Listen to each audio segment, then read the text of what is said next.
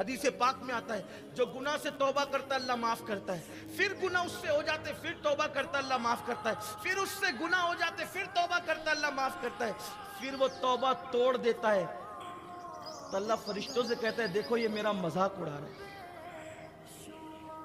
بار بار توبہ کر کے توبہ توڑ دینا یہ اللہ کی رحمت کا مذاق اڑانے کے مترادف ہے۔ اس لیے میں آپ سے کہنا چاہتا ہوں زندگی کا کوئی بھروسہ نہیں، پلٹ آؤ توبہ کر لو اور ایسے پلٹو کہ پھر کبھی گناہ کی طرف نہیں جانا۔ فرمایا بزرگوں نے، صوفیاء نے، جیسے بکری کے تھن سے ایک بار دودھ نکلنے کے بعد دوبارہ اس راستے سے وہ دودھ نہیں جا سکتا اسی تھن میں، ویسے ہی گناہ سے توبہ کرنے والا ایک بار گناہ سے پلٹ جائے اس کے بعد پھر دوبارہ اس راستے نہ جائے، ایسی توبہ کرنے والا اللہ کا محبوب بن جاتا ہے۔ آئیے اپنی نگاہوں پہ کنٹرول کریں، اپنے آپ پہ کنٹرول کریں، اللہ کی بارگاہ میں سچی توبہ کریں۔